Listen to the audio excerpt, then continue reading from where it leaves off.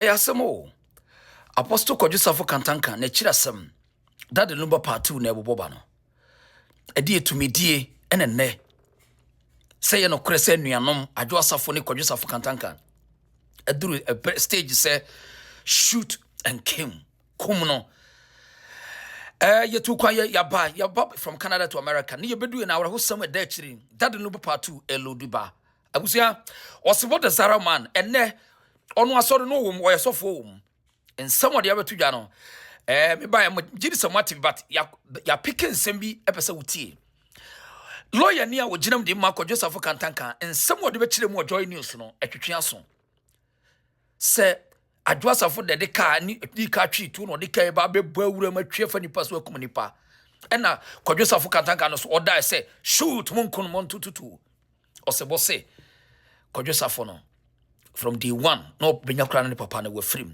na me busa say Kwadwo Sarfo kantanka papa you free no wono no ye de ahini yankasa no mu die fi say wo free esumunya nkonya sem no sabes esumenhia me hu enkonwa wono mu die nti papa no na chire no ahini be na chinchina achi asore ne ya ahini ana na wa santima wo yakan wa utimi ba akonwa na modi eno na di wo yi bai nso obi aye din ga wo sika yenka wasem so say ahini omo ahini e go in conformity with the Asante and Akan system but yet obi antimi nka ena hwe de ekoso omo ahini ne ye di ahini ya me kwhye am bisa no di ahini because womu ye aduanafo aduana so wa ahenie won mo nkonwasam wo mu a say so mo hye aduana hena se ye asum nyama hena se na ye de nkonwasam a e kene beba life but the shocking part ma gada me de abra onya butiriti osebo side de fa so Adwoa di tuo ko ho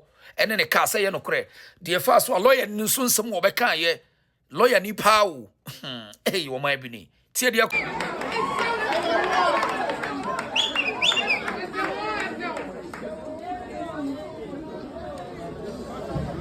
or making sure say they won't grant them at the Swaisha boss and then I did be on papa a year, Nemra, Nasem, and she said, you're the two. I saw you move tea, and make a piece of now. Mrs. Samba put down. Meshemukina, I'm an ayatine. The Shabo is fine, pro, say you will. Say, I'm not going now. Then me chi ere chira eto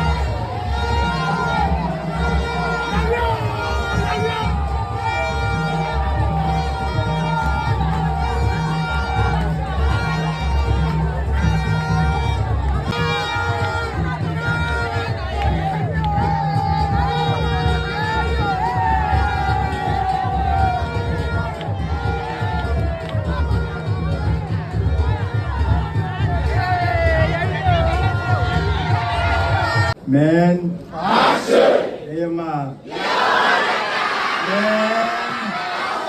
Ayama,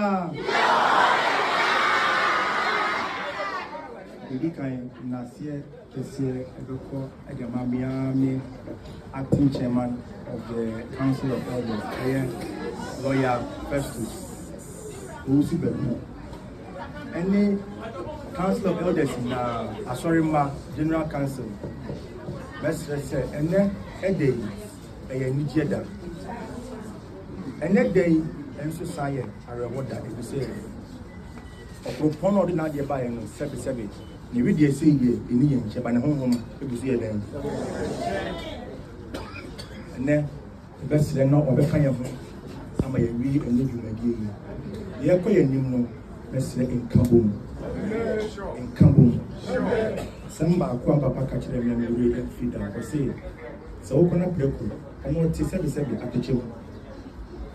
So Oko could deep Breku at the Janbayan. Sounds in the Bible say, and this 7 would me for an hour of Asia in Yano. And quote, so we have a dummy now who are a guardian, now for them neighbor, probably found to my eduqua.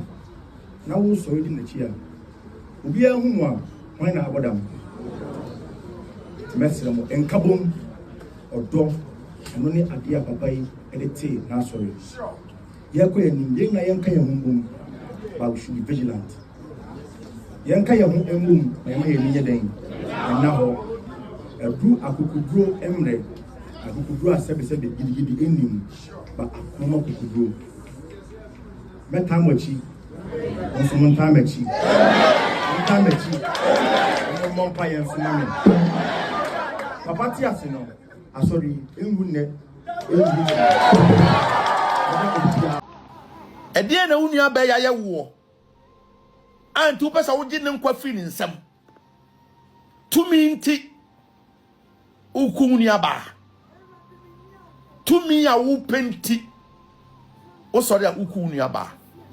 We have this Papa free Munia by Debbie Osman so and Confessor on Copani Chow. Nadia would I be our fan chow. We have fee. So what's some Crawford who will be a Unia ban in chain?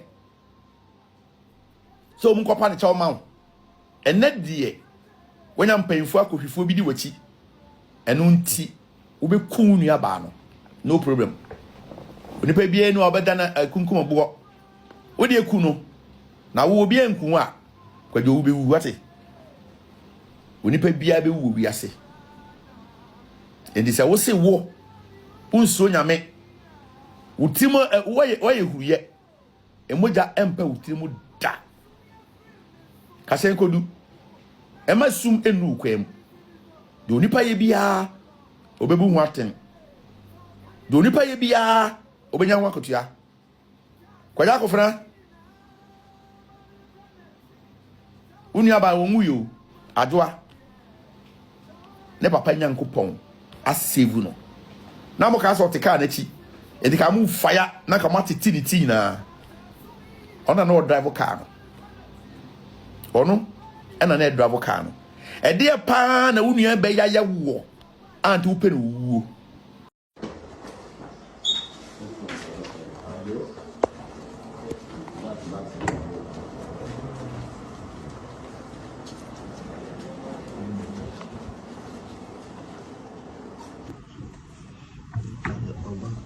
So esse we pitana kwa sisi mama machi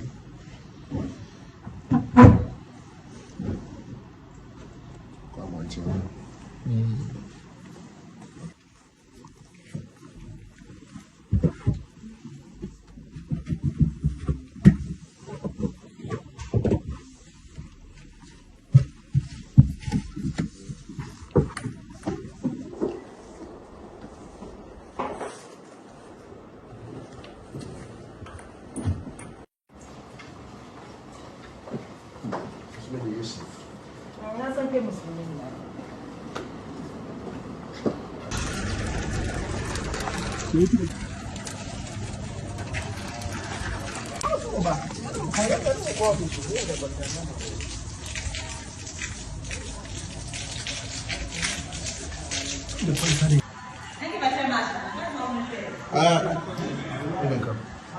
because I heavy the spirit for her, do you understand? I know, yeah. Let me just say not he was staying here. Because you said if you back For some time he came to stay. That was what I was thinking this. For some time, so this is strong.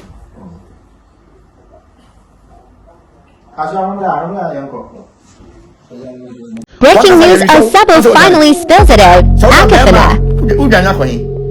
What do you want now? Yeah. Wouldn't you about penny?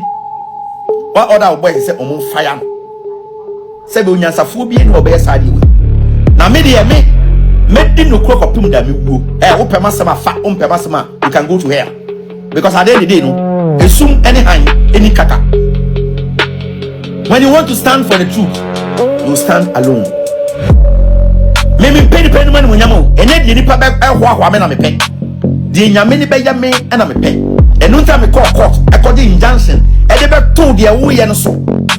And we here to was it like a papa is in you, you're within a will. What pray up at the NT. Anyway, you said they say a year 30th. Now the America, you're better 25th. Monko 25th in Kobe. So by papa 25th. Monko any and say, but don't then out the confusion and Namsa. What the 2 Yanuan what the County Tiabo. And so Ghana for him, ye blame us at one end. And so you are the devil. You are the devil. Kwadwo, you are the devil. Who took Futo Ghana for a yampa? What do you see as leader? What about the Japanese baby as a woman? A year, we hear now, Papa Sardini nephew will send and son of amendment to the old constitution and son of a baby. Can't I afford your dear papa? I'm our papa, dear Japadia or dear Mauna, as a you free the company. Say, when you see you, Kwadwo catch a Ghana for. The guy in foot now to Ghana for you. Or crowd ya bonnet. Obewo boniano. Let them be woman yame. Adwoa only dia, unyame and a plan. Baby, our papa will be an suit in summer, show. Baby, our papa will be an the summer, show. Kosuna yako. So your bema, Sabre will feel her back. Wo your bar. Obo pa ma yekunkum krofo wo na me se ba the time Ghana fo be hu dia wo Kwadwo wutie no wo be nu hu what di bone ma obi o wa so mu bi anim se wo ye wudi ni wo ye kromfo obi anim wo ye no odipo otwa to wi ase pa woni ni Kwadwo se wo hwa bonsam na wa hu no na wo si akofena Kwadwo safo a oni ni obonsam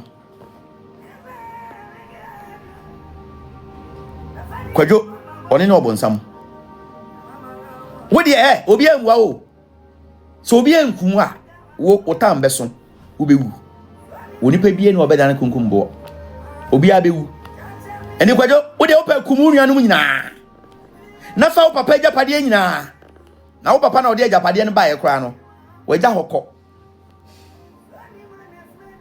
na wo akofra wo kasen kodu obi anku o oboni ebekun Bible say oboni ni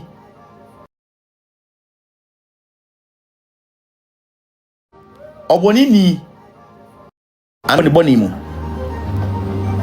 oboni fo obewu ni boni mu adagrada kan sembi toma ya papa free mu no adagrada frame kan sembi o kan se kacha Adwoa safo na ni nua mi ni nua be ma ne mu baako epese okunu adagrada ekan se kachre Adwoa safo se ni nua me ma ne mu baako enya na obekunu nti wo hwe ne ho ye ene da hoyi se nyanyame ene boa ya ene kana ka Adwoa tika ni etia kamuri tuo egu ni tiri mu nyina Kwadwo aden afutu a mense bo media tu Kwadwo se wutie mafutu a enke na wo ba ka sorry nyina be da fom ama wanante so Kwadwo afutu a mense bo mede ma wo Kwadwo be mpa wasam nsini o nenso ena mani bre wo wutiri mu nti me ba ufie be ka chew se Kwadwo asori wi eya wo papa ene unuanu mo dia me ye member metuma gya asori ne ana otena ba wo de ugya ya enyeyi enti hweyie na mpanfo no mu bi na omudi wati no omu pese yodiom na wo ne wo papa enya problem na no papa enya problem a omu bedwane akọ mekan wantie won say edu ye no wo papa ji position fi wonsam no omu nyina adwane gya awo omu say wadwane sua eni to wo de ebetima control enti wo de wo de ahiafo sika emfa wo ho wo ne omu beche na madi eni ta mpanfo no eye wo saa no won say ne wakotutuo o boys akotutuo aba unu aba eni say de ukotu mu a Empenfo no mu ye yedum se Kwadwo no. Kwadwo omune wo na be kwa ana. Se utie mi se bo mafutu Kwadwo. Anka wo enne. Kiza forma ebe ntoma be se fom ama wada so. Mitu wufu se Kwadwo. Mema oni mrade hwe na no papa nya manson. Kwadwo bran wase. Emem penfo onye yodium. Ana wo odai ema ye yu papa pictures na free asori dem. Afi emre bi papa be kan say me ba ye me hu say me picture ba kokra ni ha. Na se mo mpese me ba ha bi mu a mo kan kire me. Na me te ho na me ti misuo. Say ye ne papa etu kwan akokumase. Na papa akotra asori dem. No hu say Kwadwo wa woda ma ye ni pictures na free asori dem. Wa abra wo papa te ase. Se obi ka se mi wu a me de memba we besi me na so na wo papa nya nwuye na wa start efum ne japade wo papa akonwa wo tenem wo asori yen asori yen fa yen mpaboa enko asori Kwadwo utimi de mpaboa wu asori dem ekotena wo papa akonwa so wo abra wo wankasa wa konwa si ho wo kotena wo papa akonwa so echese wo papa kwa na opese eka wo nkuna ka papa ewu na ka wafene obonsam pa wo wiase woni ne Kwadwo akofena Kwadwo die na wo pe wo wiase wa ha papa sa ma ofi wiase ko wo sabe kumu nua ba pa yin so aka ho Kwadwo se ni mo antimi wa atete wo ntoma de onipa beguo no eno ana obetwa wo de kum nipa wo wiase nyina obi nkum but owu ankasa e baba be fawo enam se wo pe nnuro nti wo sori a wo nam nnuro so wo nam Benin wo nam Togo wo kwaji nnuro Kwadwo yadi ma na o waduro pa se onya plane crash a otimi doje otimi de chika dan na wayira eda wuwo baaye no woni ni tumi ni bansere ni na owuo fa omu edi omu koye ndi Kwadwo kumuni pa nyina kumuni anu nyina because of papa japade nti uwia fa japade no eda wuwo beba no fa wajapade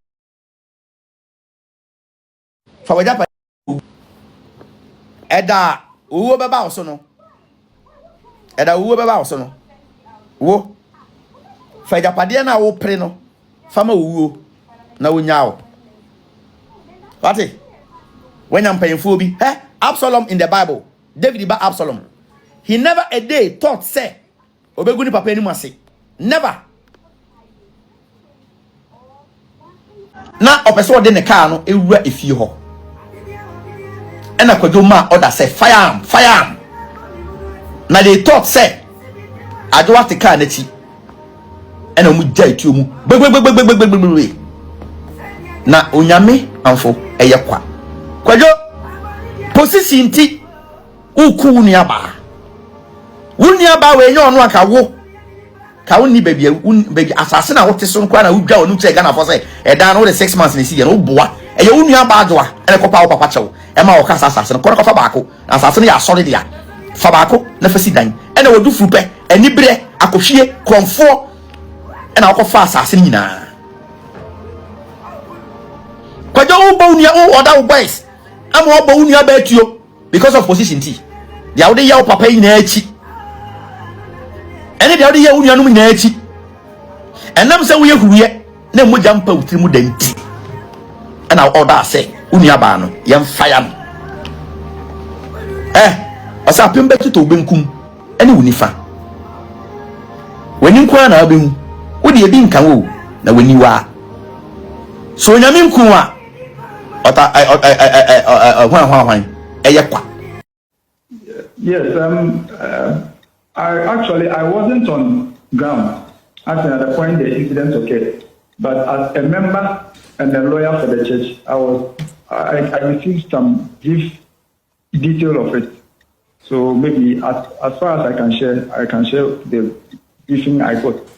But it's all about the installation or introduction of the newly appointed leader. So, per our constitution, as you know, our founder has passed on, and then there needs to be a replacement in terms of the leadership. And so the constitution gave some powers to the Council of Elders to go through a process and appoint a new leader from among the sons of the founder. So they have gone through the process. They started some months ago. So they have gone through the process, and now they have settled on one person. And then today they have wanted to introduce the said one person to the General Council. The General Council they represent the members. So today's program was to introduce the newly appointed leader to the General Council, who represent the entire membership of the church. So that was what the incident was all about, as in today's ceremony. Yes. So who fired the shots then? Who fired which shot? We understand that Adwoa Sarfo Kantanka has been shot. True or not? For that one, I can't tell. And for what I know is that after the introduction of the newly appointed leader to the members, after the ceremony, they heard a very loud bang. And there are two gates, the northern gate and the southern gate. So they heard a loud bang at the southern gate. And then people were surprised. The bang came again, and then we realized that it was a car which was banging at the gate and wanted to enter. So I think there was a three bang. So she banged, and they got to realize that it was Honorable Adwoa Sarfo who was in the car. So since she couldn't penetrate the gate through with her car, she went to the northern gate. After that, and then she repeated the same thing. She banged the second one, and then the security apparatus, the private security, indicated to her that no, what she's doing will cause casualties, because there were still people in the premises. Because when you enter through the gates with your car, you don't know who you can walk over or drive over with a car. So they started firing warning shots to prevent her from coming, from entering the residence with her car. So as to whether they shot her, as to whether she was wounded, we've seen pictures around that. That's not what actually happened on ground. But why were they preventing her from entering the church premises? Sorry? Why were they preventing her from entering the church premises? No one prevented her from entering the church. If she had parked and then come down and then indicated that she wants to enter, that would have been all. But is she not part of the leadership of the church? Sorry? Is she not part of the leadership of the church? No, she's not part of the leadership of the church. And when the decision of who becomes the leader of the church came up, was she not invited? Yes. The Council of Elders, as far as I know, wrote to all the children, of the founder. But then, according to the Council of Elders, none of them honored the invitation. But that's the brief I've gotten. She was on her way to the church premise, not so. No, not the church premise. The place we held the ceremony was held. It's not a church premise. Right. Yes. What place is that? The place is a residence built by the son of the founder. And why did she have to force her way through? If the church leadership indeed wrote to her to be present. I think that question should be directed to her. I cannot answer as to why she wants to force her way there. Because if you want to come and then you get down, you want to come, no one will prevent you. So as to whether if she was prevented and why should she force her way through, I think she should be answering the question. You spoke about the gunshots as well, and I asked a question earlier. Who fired those shots and why? The shot. Yes. Hello? Yes. The shots. Who fired those shots? I wasn't on ground, but we had gunshots. According to the briefing I got was that she fired the first shot. That's the briefing I got. She fired the first shot and then banged the gates with her car. So she fired the first shot. When she fired those shots, the security apparatus, the private security, also knew that the lives of people were at risk. So they were giving warning shots.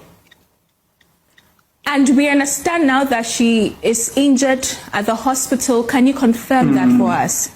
Well, I can't confirm that. Was any other person injured in that exchange of fire? No, not that I know of. Not that I know of. What is the leadership of the church going to do next after this incident? So the matter is currently under investigation. So the security apparatus, the special security is also involved. So it's investigation. But as to the leadership of the church, we also conduct our investigation, our private investigation to it, and then anybody who has perpetrated anything will be brought to book. Thank you very much. So the leadership of the church is also meeting to see the put everything together as to who has done what and who has done what's wrong. But as far as now, we are still getting busy. Thank you very much. Nana Kofi Sarfo Kantaka is lawyer for Christo at Sarfo Church.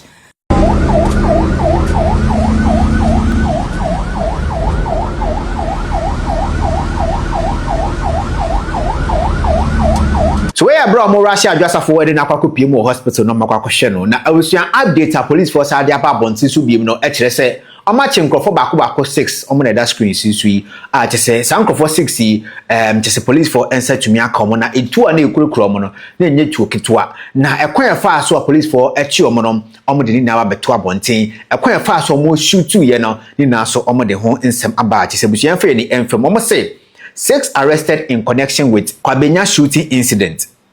The Ghana Police Service has arrested 6 private security guards in connection with the shooting incident involving Honorable Sarah Adwoa, which occurred at Kwabenya on 21st June 2026. Now, so much Ghana Police a private security guards back 6 are connected to Adwoa a shooting scene day a year 21st June 2026.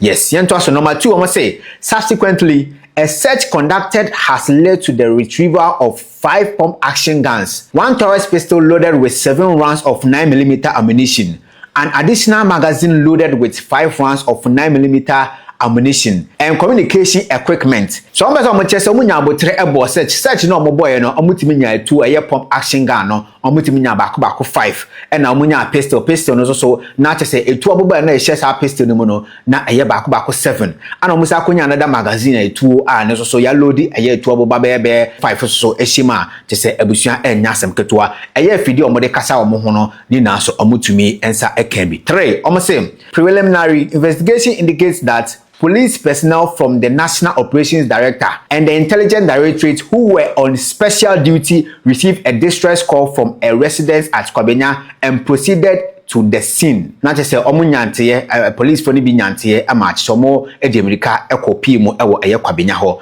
4. I say upon arrival, it was established that a ceremony was being held at the residence of Mr. Tamaklu Sarfo Johasafat, alias Akofina, when Honorable Adwoa reportedly arrived and requested access to the premises but was denied entry. That's omuchima na ceremony bi ekoso ewo eye Akofina residence. Nemum Adwoa koduru wa ochirema opeso owura ho no na chese omuso omoma ne kwan e na chese omutumi edinai no a chese omuso omoma ne enwuremu.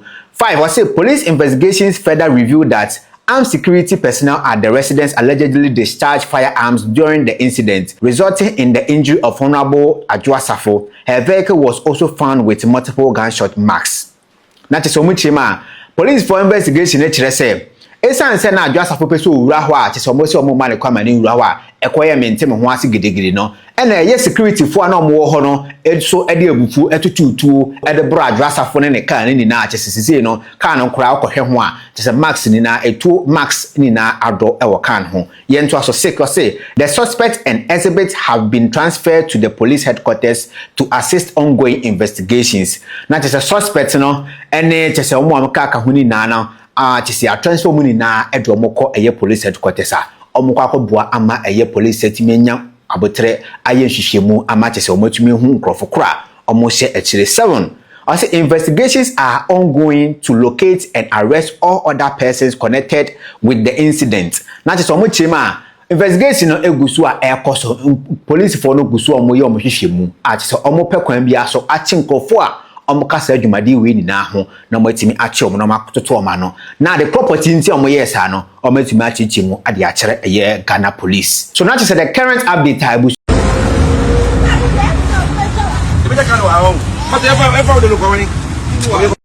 kokata so fo ni na dia odi aye no went man koka ena papa edi free mu ena o free mu a o ku na japade ho nkwala mako 7 wonkwa na wo pre japade ku fe japade anye bia ente da wo be wu no ejapade ni nyina wo de beko o papa nkasa o de na ade baaye we eja hokọ na wo when asole from painful a omde omuyefu nenam Paul say obi e no one me madwene ye pe this is Kristo Yesu osoma me if say painful ni na prepare de ye omudia na mo enye de ye Kristo Yesu dia asole painful ni na pre omunwene hiafo ho ba mese body me dwene hiafo ho anytime members no pemasem sa me dwene hiafo ho metimi yi mpaboa na me akwa asole na ma hwe hiafo mo ho na me achewo mu me fantale na me akwa asole na ma hwe hiafo mo ho na me achewo mu mumu ma na ye bida anytime mo time no and so me wo time you one time you en change me odo a me wo ma me nyankopon if say nyame na aye me sa wa mama koma emre giving a calling what you an say so be ko tran wi aso ton ade enya sika ba se mfa ko enya me adwuma na wadi sika no na wo wi a wasa de begin asori dem wo etwa members ne mpoa enu ti na wo ho na so papa de asori ne share messe bo mensa 2017 what is share mensa up to 2021 eya wo kro ye yi e na wo wo me ho che wo papa se o se bona wo gini die no na wo kamfo no da bia no bebe se wabo nsa na wakisi oba wa bonten na sabe ye kisi oba wa bonten a eno kire se wo ye ohina ye ntu wade so ena wo se makonwa wabutu no da bi o me mama sorry mu se me bepa ahini o eye wo papa nyansam no hu sa me ba we die de we a wote no me de bibisha nsa obetima ye ena papa de ma me ena wo time me ntimi nya leader of the church e ma nye ye because me nya papa ba me nya ne moja ba ntimi nya leader nemo me ye member entimetimi ama emra aye adwuma wo papa enu masem na yen ye pese ye adwuma wo papa legacy ene ye pese ye adwuma wo do wo papa o ma wo papa do mu nyina no wo be do mu sa wo papa asem a o ma papa pe wo masem no mo ye wo papa adwuma ye o mu nyina wo be pe wo masem na so nam sa wo tan wo papa na wo mpe na sem na wo pe ne dan fonti obi a wo papa man position wa asoli mu a wo ye no kwafo na nani da ho na wo mpe corruption no wo ba ye wo yi wo mu nyina afi ho na wo de awudifo ne akronfo e de wo betimi no ma ye adwuma na wo tima control ma gi sika fi wo mu nsem na do ma ye adwuma obi aba asori ma be som for more than 40 years 50 years ansa na ye wo ba ye wo timi de one telephone call frɛ masa wo ye secretary wa ha efi ne ko ma gi opposition fi wo nsem wani tin swade enka ho enso wo ba obeja social media no wa ton mfuto agu nkofo ani se se na wo ye onyankopon ana wo ye obofo wo papa da fam yensie no ye wo nua ba ase yentwen na yensie papa na yeti papa we la no a ebia no wabo obi a obe the next leader edin enti yentwen umunu ya watuko hwim wo se wo mpene ena me ne elder baako ye de asem no court ene e kwaje injunction e de beto so say the mo ye no money right some ye because constitution no e makwan na sabi ye be si ohene a ye bodwa e mani pa nyina ye be di ye bobo ye be si ohene a ye bodwa e mani pa nyina e be hu ye mfane kwose kokoam ene se mo be si ohene na mo de ne kwose kokoam di a ene na e kire se bibi ewo ho yakwaje injunction e ya beto so ene ya ka kire mo me personally enura anopa me ena me ne nkofo from court and the lawyer ene ye call obi afie 1111 a ye de injunction no ye de vet no ekoma wo mu yankoto wo mu nti ye signing e de koma council of elders no addressing to the Christians of a mission of Ghana and any of the members of the 7 trustees sign okay and I mosan ye no and I ma police and um say dey we dey mu ntumi nye na ka mo ye wo awoshi anopai mukoduru ho na police fo aye ho ma say ya ma mo kwan e ma mo nye and mu wia mo ho enipa kakra bi wia o mo ba Kwadwo fie se omo ba no mo de na besi so as a leader wa abra mo ntima ntwen ama papa tama ese de papa to no ye de ne to wie ansa na ya ye de ye beye montimi antwen ana mo yesa mo de Kwadwo e ba besi so ena ye free police and the police for no buy no ena Adwoa free bi say boy wen fanam so mommy mi wo fie ena so police for na ba nam san mi no makasa ena so okay ena ono so ba besi police for no e wo eye ba bi a mo ya ade no e wo Kwadwo fie ho and the all ba no ono na drive car no ono ne younger brother bako ono kuta ne car ena Adwoa e drive ne car Adwoa beduru ho no na opeso de ne car no ewura efie ho ena Kwadwo ma order say fire na they thought say Adwoa te car na chi ena mu jai tu mu gbegbegbegbegbegbegbe na onyame enkunwa otamfo eye kwa Kwadwo position ti uku nuaba wuniaba we nya ono aka wo ka woni baby asase na wote so nkwa na wudwa onu che Ghana for say edan no the 6 months na si ye no boa eye wunuaba Adwoa ene kopa wo papa chew e ma wo ka asase no kono kofa baako asase no ya sori dia fa baako na fasi dan ene wodu furupe eni bre akohwie kromfo ena akofa asase ni nyina Kwadwo ubo unia other boys ama obo unia ba tuo because of position T dia wo de ya wo papa yi na achi ene dia wo de ya unia no na achi enam se wo ye huruye na mo jampa utiri mu danti ena order say unia ba no yem fire no osa pembe to obenkum ene wonifa wani nkwa na abehu wo de ebi nkan wo na wani wa so onyame nkunwa ota hwan eye kwa onyame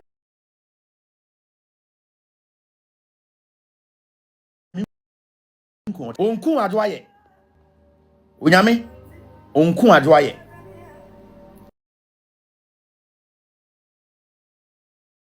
endi Kwadwo wuwie ye no wadwane na wo ye obema adenti na wanyina wo sa wo boys na yachi wo mu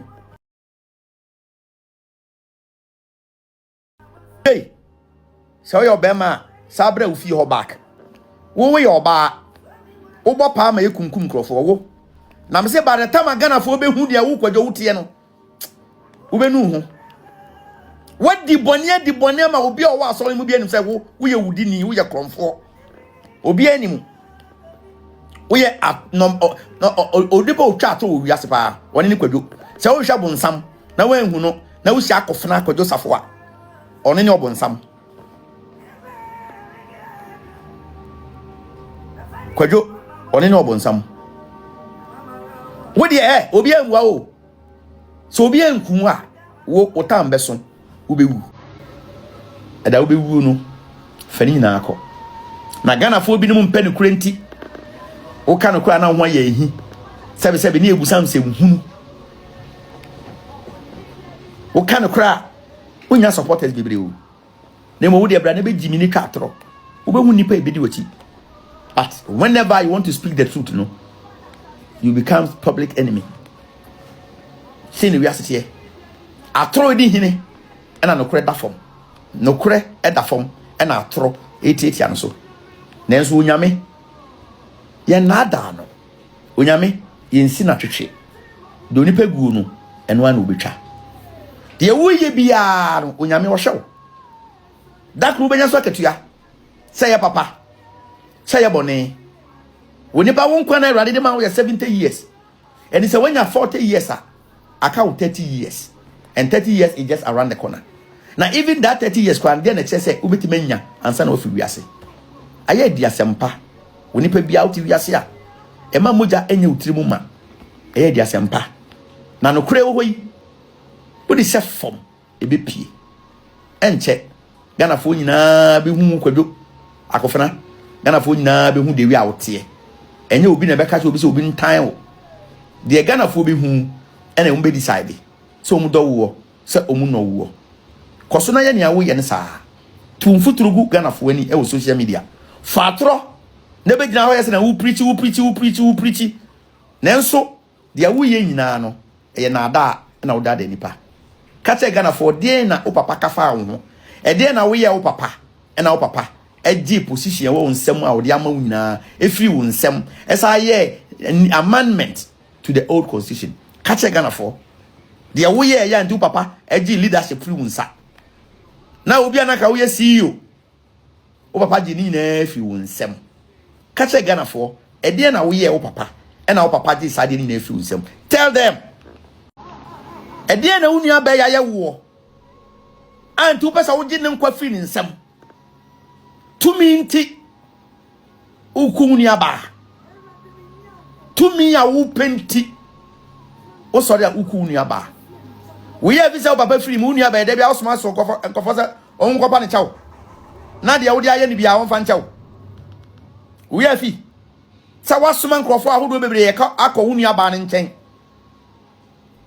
so mu kopa ne chaw ma ene die wenya mpanfo akohwefo bi di wachi eno nti wo be ku wunu aba no problem onipa bia enu obeda na kunkum obo wo de ku no na wo obi enku a Kwadwo wo be wu ate onipa bia be wu wiase endi se wo se wo unso nyame Utimo waye huye emoja empa utimo da kasen kodu emasum enu kwem do nipa ye bia obebu hu aten do nipa ye bia obenya hu akotua kwaya akofra unu aba wonwu yo Adwoa ne papa nyankopon asave no na mo ka so te ka na chi edi ka mu fire na ka matiti ni ti na ona no drive car no ono ena na drive car no edi e pa na wunu be ya wo anti wo pe no wuo na yeti papa wila no a ebia no obo obi a obe the next leader edin enti ye ntwen umunu ya watuko hwim wo se wo mpene ena me ne o elder baako ye de asem no court ena ye kwaje injunction e de beto so say the mo ye no money right some ye because constitution no ema kwan na sebi ye be si ohene a ye bodwa ema nipa nyina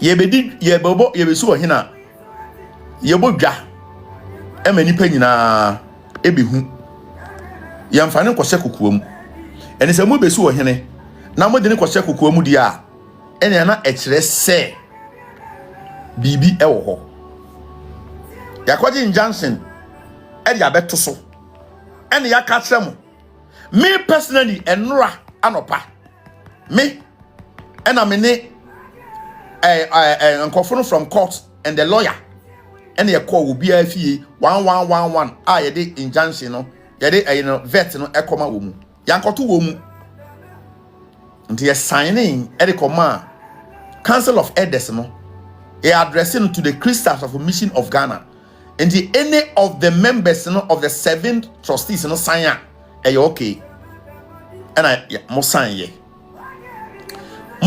no and I did my police and home say we the moon to me nye na ka mo ye wo awoshi anopay mokoduru ho na police for aye homma say ya ma mo kwan e ma mo nye ena mo wia mo ho enipa kakra bi wia o mo ba Kwadwo fie se o mo ba no mo de na besi so as a leader wa abra mo ntima ntwen ama papa tama ese de papa to no ye de ne to wie ansa na ya ye de ye beye mo ntimi antwen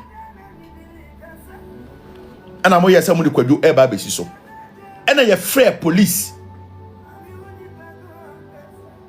and the police for no ba ye no and Adwoa free bi say boy wen fanam so mommy mi wo fie and also police for na ba nam san mi no makasa and also okay and ono so ba be sha police for no e wo eye ba bi a mu ya ade no e wo Kwadwo fie ho and the all ba no ono na drive car no ono ne younger brother bako ono kuta ne car and Adwoa e drive ne car Adwoa be duru ho no na opeso de ne car no ewura efie ho ena Kwadwo ma order say firearm na they thought say Adwoa te car n'echi ena omu jai ti omu gbe na onyame enkunwa otamfo eye kwa Kwadwo position ti uku nuaba wunuaba we nya ono aka wo ka wonni baby asase na wote so nkwa na wudwa onu che Ghana for say edan no the 6 months ni si ye no boa eye wunuaba Adwoa ene kopa wo papa chew e ma wo ka asase no kono kofa baako asase no ya sori dia fa baako na fasi dan ene wodu furupe ani bre akohwie kromfo ena wokofa asase ni nyina Kwadwo ubo unia other boys ama obo unia ba tuo because of position T dia wo de ya wo papa nyina achi ene dia wo de ya unia num nyina achi enam se wo ye huruye na mogya mpa wutiri mu danti ena order say unia ba no yem fire no dia wa ye nyina Kwadwo nti onye satisfy boni a wadi nyina wo papa te ase ne boni a wadi na bepem ne Kwadwo nti wonye okay this how unia ba mogya atwa so ansa na wo be okay ana wo dey fatwa so na be fa ye nyina no de yenso fa ka ho because wo de yenso wo ye na dakrope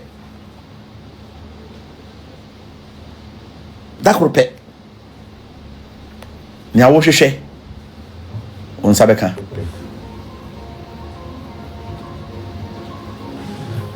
wunia no nyina oma omani yo ya wodi ewiasefo ne nkrofo bi ena enjoy wo papa bra wa bre ena wunia no mote ho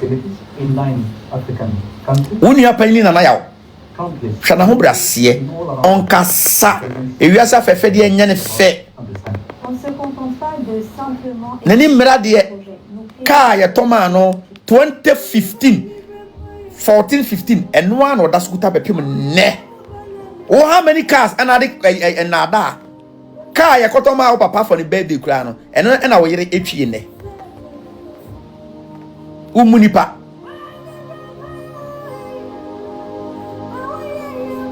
any bre wodi from where say japade nyina fa obia no mpre ho ye di amount uwa fagu adakam fani na akọ Kwadwo me say fa wiasa japade nyina eda wo bewuo no fakọ yenum bi yenya no kure kanda eni se no kure so if you say fear etiti mi wo mu no enye mu ne etiti wo efutu amena nane me ma me di tu mi no obi entu bi sa ende wo so be pere ho wiase japade ho do de na de ba ye no wewuko wankum obi a wa ma obi atuo enso prepare di onyaye wana bo adwa Sarfo is okay or responding to treatment or you're very okay obi ane papa free mu a oguso o ya hoboaboa na ode ne papa ba koto ba bia se ne papa ni mu nyam ene oji ne nkwa free ne nsam na yiri nya basa Kwadwo akofra hwe bibi yo na se nimu antimi wa atete ontoma yanum bi yemfa yefunu nante yemma mpemfo mfa sika nto yadwene yebedi nokure kopim da yebewuo yebedi nokure kopim da yebewuo o papa medi nokure ma papa fight se ni legacy ebegina me fight se o papa kan tanka ni legacy ebegina I've been fighting. I'm still fighting.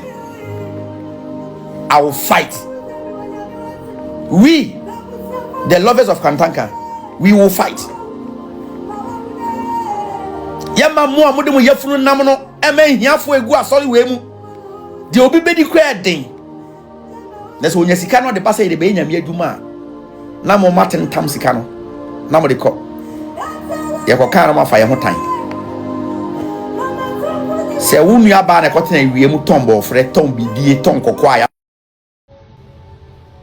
wo nua emoja na me se bisa wo ebe ye din se obi ebetema hwe ono ani nua ba anim se yini nua ba mpa ahani asem se oda minia ba ni mumuni tuo Eeii na wonim so nyame bo nipa se ni super nsa so eni se osim kum nipa obetiba kum nyame no matter what obi be ye wo men try so obeji ne nkwa afi ni nsam da because some moja no be kasa